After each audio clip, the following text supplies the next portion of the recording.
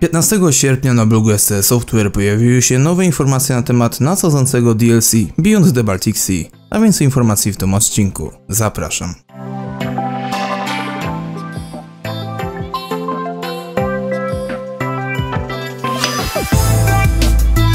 A więc siema, z tej strony Seba, witam wszystkich bardzo serdecznie w kolejnym odcinku z informacjami od SCS Software. No i tak, na początku dostajemy oczywiście przypomnienie o tym, że poprzednie informacje dotyczyły przemysłu, który pojawił się właśnie w DLC Beyond the Baltic Sea. Natomiast dzisiaj, co dzisiaj? Jakie dzisiejsze informacje? Może na początku zacznijmy od tego, dlaczego SCS zdecydowało się wybrać w ogóle tą drogę na północ. Otóż odpowiedź mamy w tytule. Przez wieś i przyrodę, czyli przez drogi lokalne, przez miejscowości, te mniejsze wsie i tak dalej, i przez charakter przyrody, jaki się tu pojawia, inny klimat kompletnie niż jak to było w DLC Italia czy Vive la France, kompletnie inne nowe wyzwanie, nowa praca i tak dalej. I w sumie SCS właśnie o tym pisze, że kompletnie inaczej będzie to wyglądało, no bo wiadomo, no co było w takim Vive la France czy Italia.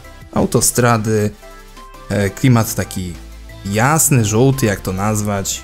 Nie wiadomo, słońce tam bardzo grzeje.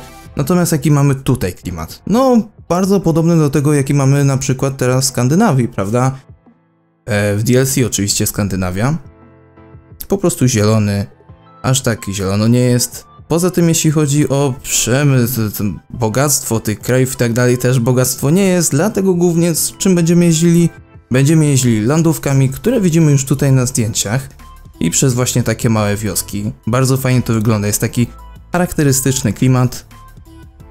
Wiadomo, tu w ogóle jest man z tym nowym ładunkiem nowych skań. Prawdopodobnie tam za chwilę pojedą nowe skanie kolejne, bo wiadomo, taki błąd i tak dalej. Ale w sumie czekajcie, czy jest tu nowy trafik? Tu jest na przykład jeden pojazd, no nawet dwa z trafiku. Nie wiem, czy ten będzie w trafiku, czy to jest tylko przed czyjąś chałupą, czy coś. Tutaj jest też ciekawa sprawa, taki przystanek. Dlatego to są te miejsca. Widziałem je w ukrytych terenach, ale mniejsza z tym. Tutaj mamy kolejny teren. Fajnie to wygląda. Nie będę opisał szczegółowo, bo każdy sobie sam opisze co i jak. Ale każdy widzi jak wygląda. Momentami widać zielono i tak dalej. Tu w ogóle jakiś monopolowy, pewnie stary czy coś w tym stylu. Kompletnie inne drogi. Nowe skrzyżowania. O, tutaj kolejne tereny zielone, tu już jest przyroda bardziej pokazana.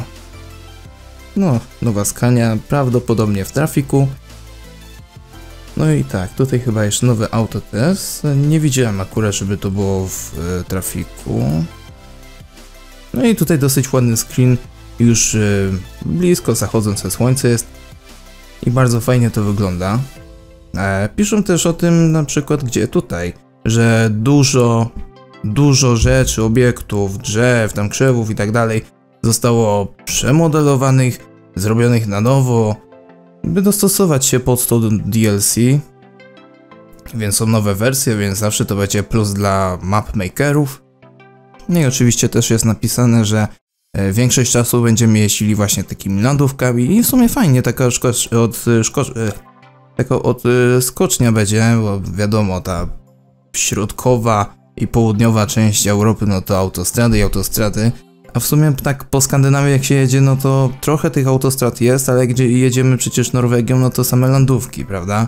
No i też jest to klimat, może nie same, ale chodzi mi o ten górny róg, północ Norwegii, w ogóle tam większa część chyba Skandynawii to landówki, też się fajnie jeździ, no a tutaj będzie jeszcze lepiej, głównie teren zbudowany na landówkach, może być ciekawie. No i ładnie, no i w sumie to tyle, screeny wszystkie pokazałem. No i co? To tyle, więc zachęcam do oceny tego filmu, skomentowania go, udostępnienia. Zapraszam na moją stronę Twittera, Google+, do wszystkich linków w opisie. I widzimy się w kolejnych filmach. Trzymajcie się, no i cześć.